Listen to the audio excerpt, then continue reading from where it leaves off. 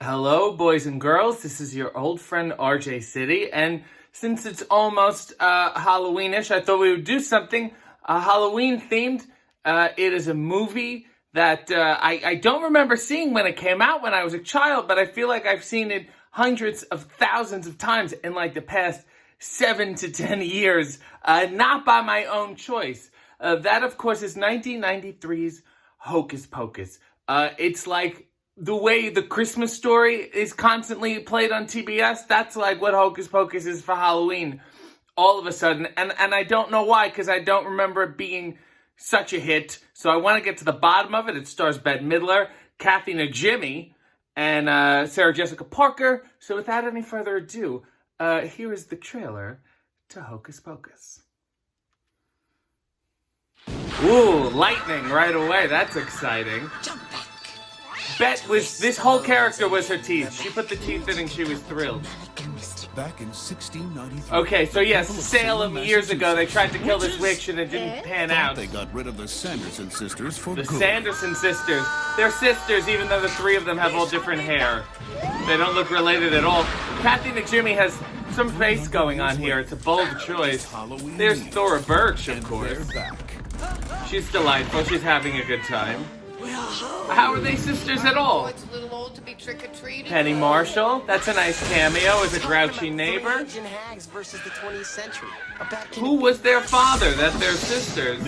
Are they half sisters? Oh, Kathy Najimy, she is on fire in this thing. Sarah Jessica Parker is perhaps the weakest witch out of the three. I'm not hungry. But we are. What is this choice? Kathy, explain these choices. To stop them. There's a book and there's spells and there's a cat and there's a whole thing. This is a classic witch trope.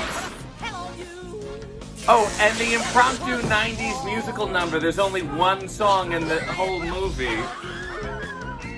That would always fuck me up. Like halfway through a movie, they would fully sing a song like it's a musical. And then you'd be like, is this a fucking musical? Hello. And then every sentence they sang, you'd be like, there's Gary Marshall, who of course is Penny's brother. Hocus Pocus. More lightning and thunder. They love to fly. And That I remember, the vacuum cleaner. I thought, Sleep tight, no screaming. Kathy Najimy is making some bold choices. I will certainly tell you that. I don't know where that character came from, but she is enjoying it, let me tell you. So, Bette obviously is very teeth-focused. She put those teeth in, and there she is. Kathy has this. She's like an 80s wrestler, some sort of berserker character. Sarah Jessica Parker, not doing so much. Just kind of trying to be hot, maybe a little bit. Not as crazy as the other ones. So yeah, that musical number in the middle is totally alarming because you're like, what the fuck? We can all sing now? Like, what the hell? And then there's no more singing. And then you're like, so how could you sing just then? And then you don't want to sing all the time. What is wrong with you? It's very weird.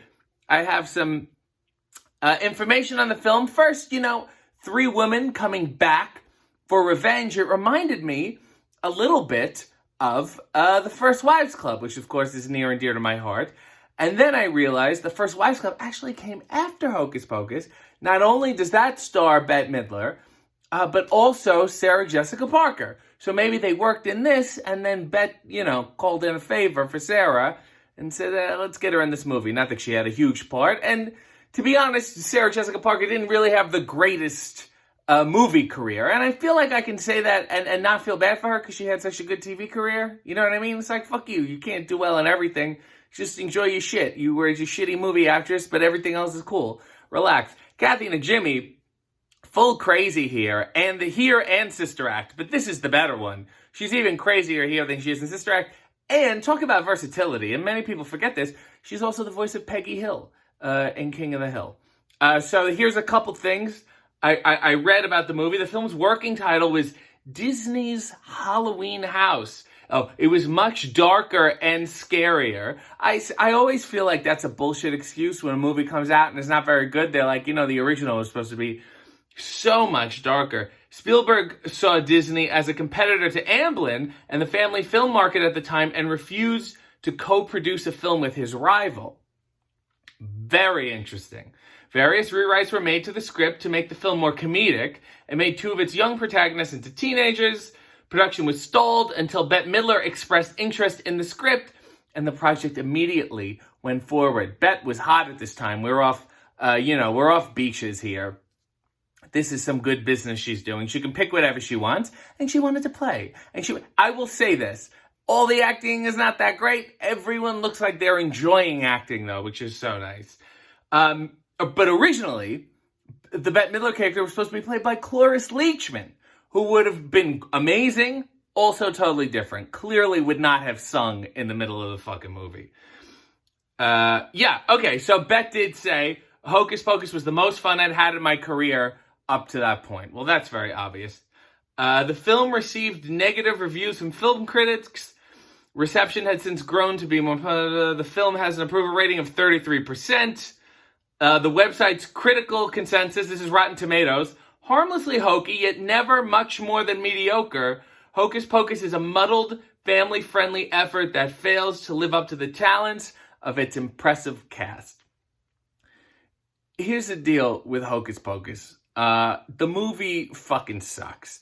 It is a commercial failure, and it is a critical failure, and people only refer to it as a cult classic because the past decade or so, we've retroactively weaved nostalgia into the fabric of this movie so we could keep replaying it as if we loved it when we were kids, just so, like, 3 producers in a boardroom can finally make their money back.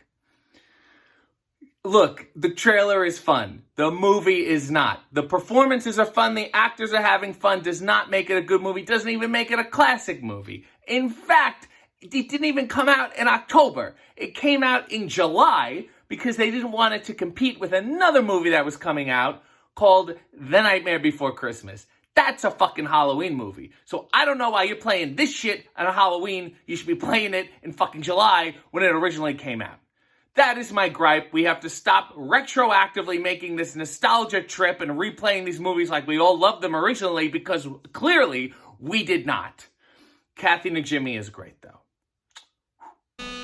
Guests of the RJ City Show, subscribe to his channel, follow him on social media, and buy his t-shirts at ProWrestlingTees.com/RJ City.